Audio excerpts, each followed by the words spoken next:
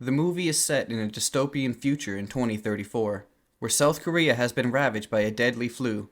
It is said that this virus is 10 times more deadly than COVID 19 ever was, resulting in hundreds and thousands of deaths. The condition is so severe that birds are even shot down by the military so that they don't transmit their disease to other countries. As a result of this flu, people die in the streets, cars crash into each other, and in short, the city has gone into utter chaos. When there is no place left to bury the dead bodies, the government piles them up like they're trash in a large stadium and begins to burn them all at once. This is now the peak of the flu. But to know how it began, let's go back to a few weeks earlier. It all started in Hong Kong, where a shipping container full of illegal immigrants is being ready for transport to Bundang, South Korea. As the person in charge inspects the people inside, someone suddenly starts coughing like a maniac. Despite this, he gives the all clear and the container is dispatched and on its journey. Elsewhere, in Bundang, a woman named Kim In-hae is involved in an accident and now her car has fallen into a construction hole. In no time, the rescue squad arrives, but the car has been stuck in such a spot that only one person can go in at a time. A guy named Kan Ji-koo takes the initiative and slowly makes his way down to Kim. The situation is so precarious that if they make too much movement, the car will plunge further down. Despite this, Ji-koo uses his experience and eventually rescues Kim. After the successful operation, Ji-koo approaches Kim and tries to spark a conversation with her, but she simply ignores him and leaves in the ambulance. That night, Kim calls Ji-koo and asks to meet at the same spot where the accident took place. Ji-koo is excited, believing that Kim has called him to acknowledge his efforts. However, on reaching the destination, he gets dejected to find out that she has simply called him to retrieve her bag from the hole. He initially refuses, claiming that it is against their protocols, but after Kim leaves, he enters the hole and retrieves the bag with the help of one of his colleagues. After this, he searches through the bag and finds an identity card, which shows him that Kim is a doctor. Just then, the phone inside starts ringing and Ji-koo answers it hesitantly. Kim's daughter, Mi-ru, is on the other side, and after a small chat, Ji-koo agrees to meet her after school. Meanwhile, two brothers, Byung-ki and Byung-woo, approach the container with the illegal immigrants inside. When they open it, they are taken aback to find everyone dead except one. There is also a very powerful stench inside the container. Confused about what to do, the brothers take videos of the scene and put the lone survivor inside their truck. After a while, they stop at a grocery store, and Byung-ki heads inside to get some supplies. Seeing an opportunity, the survivor makes a run for it. When Byung-ki returns from the store, he notices that the man has escaped and that his brother is coughing profusely. He tries catching the survivor but ultimately gives up and instead takes his brother to a clinic. There, the doctor gives Byung-woo some normal prescriptions and asks him to rest. But Byung-woo cannot stop coughing. He spreads droplets of his cough to all people in his vicinity. Elsewhere, Ji-koo visits Mi-ru outside her school and tries to start a conversation, but just like her mother, Mi-ru refuses to interact with them. She simply takes her mother's bag and Ji-koo's business card before leaving. As Ji-koo is heading home, he notices some people coughing on the bus nearby. Following this, we are shown a montage of how the virus is slowly taking over the city of Bundang. Later, when Kim reaches home, she gets ecstatic to find that her bag has been returned. She hugs her daughter with joy and also thanks Ji-koo for his help. Just as the mom-daughter duo is bonding, Kim gets a call from her hospital, informing her that there has been a sudden emergency. Left with no options, she leaves Mi-ru in the care of her grandmother. When Kim arrives at the hospital, she notices that everyone is scared. She immediately heads to the emergency room, where Byung-woo, the patient, is in critical state. He has coughed up a lot of blood and has red rashes all over his body. Kim deduces that it's the avian flu and tells her seniors about it, but they are not convinced. Soon after, the doctors get a hold of Byung-woo's phone and find the footage of the container filled with dead bodies. They are sure that the virus originated from there and approach the patient's brother, Byung-ki, and ask him about it, but he remains silent. Suddenly, an emergency alarm starts blaring, and this makes Byung-ki anxious. Despite the doctor's warning, he wrestles everyone and rushes into the emergency room, only to find that his brother has now passed. Devastated, He breaks down and hugs his brother, causing his hands to get stained with blood. Byung Ki then touches several of the doctors with his hands, but after a long struggle, he is finally subdued. In the next scene, Mi-ru gets bored and ventures out of her house alone. She is almost hit by a vehicle, but Monsai, the survivor from the container, saves her. Mi-ru notices that he is hungry and provides him with some food to eat. As they talk, Monsai warns the little girl to stay away from him since he is sick, but Mi-ru continues talking with him. A while later, Monsai starts coughing, prompting Mi-ru to get some aid, so she calls Ji-ku for help, but by the time he arrives, Monsai is already gone.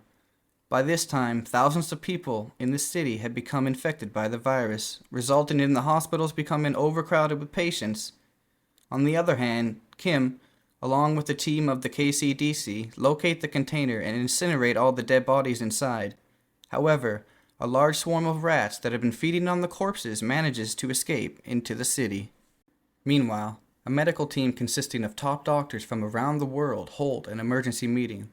After a heated conversation, the team concludes that the deadly virus is a modified version of the H5N1 strain, which can kill its victims within 36 hours. They also instruct the higher officials to quarantine the city, or else it may spread to the whole country and even the whole world.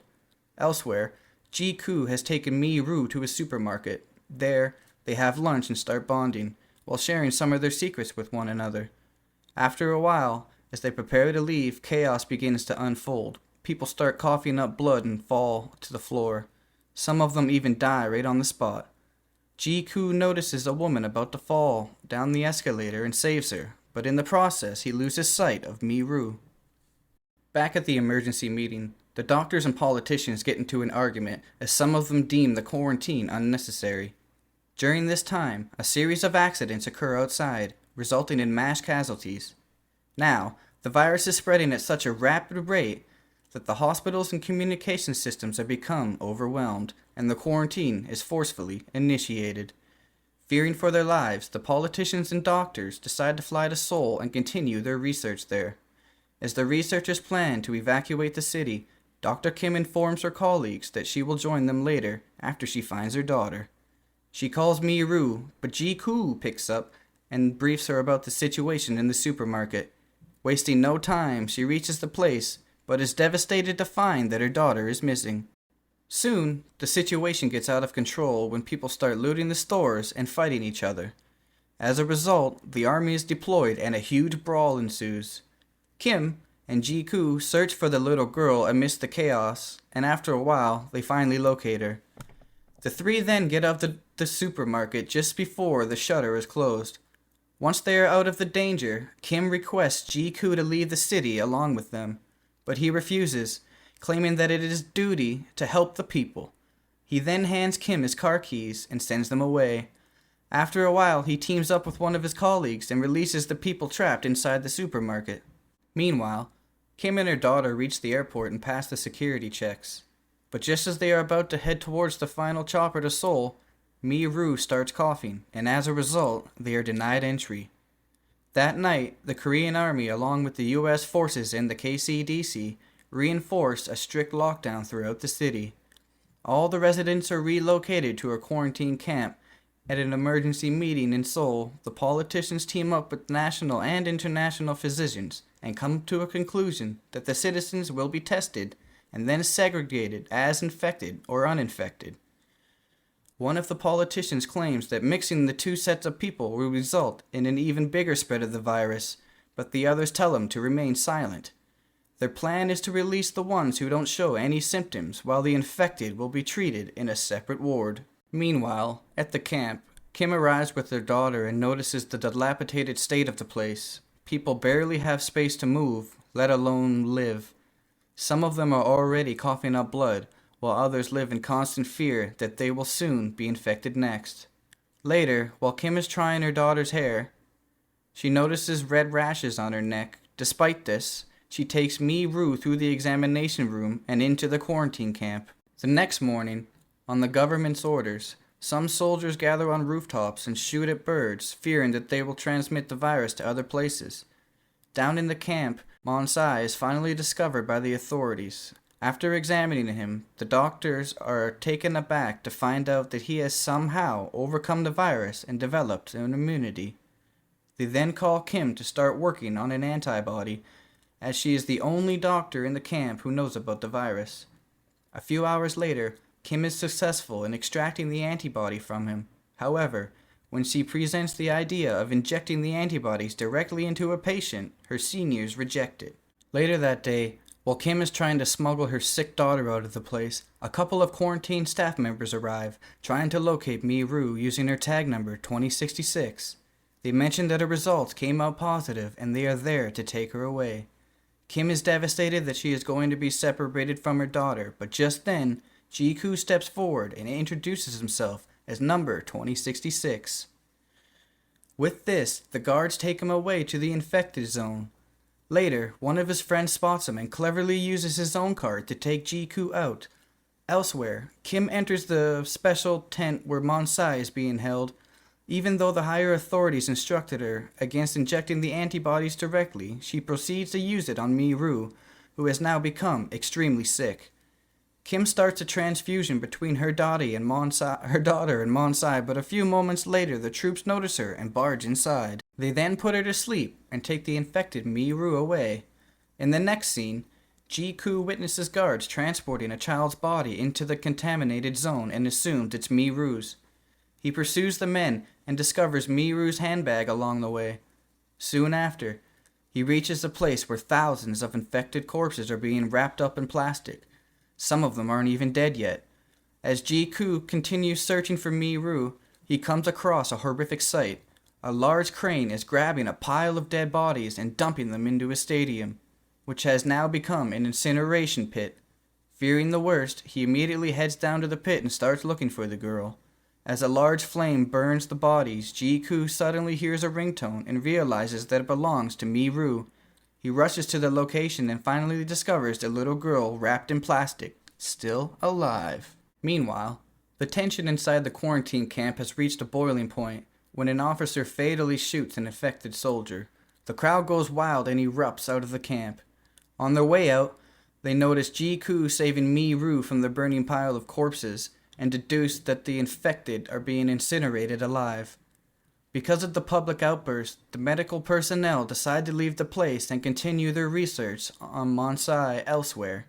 They ask Kim to accompany them, but she refuses, claiming that she has to find her daughter. As they are heading out, Byung-ki notices Monsai and fatally stabs him as vengeance for the loss of his brother. At the same time, Kim desperately searches for her daughter around the camp, but fails to find her. As a result, she reluctantly leaves with the medical staff. Back in Seoul, the president witnesses the city of Bongdang in a state of utter pandemonium. He is under constant pressure by a member of the UN, Schneider, to eliminate the infected, so that they don't cross the border. Despite this, he orders the army to stand down until an antibody is made. Schneider and the vice president aren't very happy with the decision, but they decide to wait for the antibody. Unfortunately, things take a turn for the worse when Monsai dies in the ambulance, and with this, their hopes of developing an antibody also dies. When the vice president learns of this, he secretly instructs the army to stop the outraged civilians from entering the Seoul border. While several civilians are killed in the shootout, Ji-Koo somehow escapes the place with Mi-Ru, who, by this time, has started to feel better. She is even able to speak, implying that the antibody worked on her. Elsewhere, Kim rushes to meet her daughter, but she is stopped by the armed soldiers. She repeatedly mentions that her daughter has the cure, so one of the soldiers take her to their base to communicate with the president. Back on the streets, a man overhears Ji-Koo saying Mi-Ru has the antibody, so he goes after them. When the girl is alone, he takes her to an isolated room and tries to extract blood from her. Fortunately, Ji-Koo arrives with his friend and the three engage in a brutal fight. At last, Ji-Koo manages to kill the man, but his friend is severely injured in the process. In the meantime, Kim talks with the president and informs him that her daughter has totally been cured of the virus and may have the antibody to it. Hearing this, the president orders his soldiers to hold their fire, but Schneider isn't convinced and tells them to keep on shooting. After a while, Kim reaches the border when she sees Mi-Ru among the infected. She runs towards her. Unfortunately, as she tries to take her daughter over the containment line, she is shot, as per the orders of Schneider. But before the soldiers can do further damage, Mi-Ru shields her mother and repeatedly tells the men not to shoot. This warms the hearts of everyone, including the soldiers, and they stand back. Even the infected people get renewed motivation and start running towards the border. On the other hand, when Schneider sees the soldiers refrain from shooting, he calls an airstrike. This enrages the president and he orders his men to shoot the fighter planes if they enter Bundang. As a result, the two get into a heated confrontation, but at last, Schneider backs down. After the danger is averted, the president goes live and announces to everyone that he will find a cure and do whatever it takes to save his people. In the last scene, Mi-Ru is sent to Seoul to create a vaccine, while Kim and Ji-Koo stay behind. The movie ends as a reporter announces that the vaccine has become successful and the people of Bundang will be the first ones to receive it. Thanks for watching, and don't forget to subscribe. Have a great day.